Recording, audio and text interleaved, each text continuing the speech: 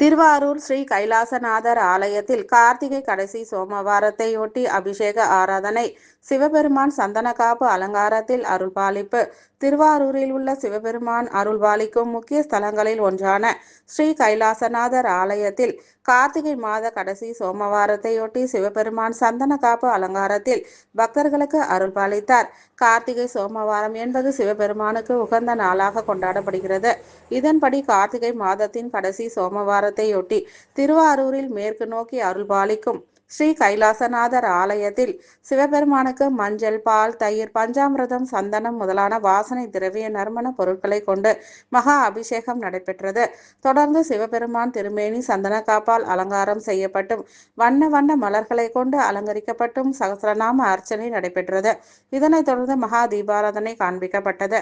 இதில் திரளான பக்தர்கள் கலந்து கொண்டு சிவாய நம சிவாய நம என பக்தி கோஷங்களை எழுப்பி ஸ்ரீ கைலாசநாதரை மனமுடன் வழிபட்டனர்.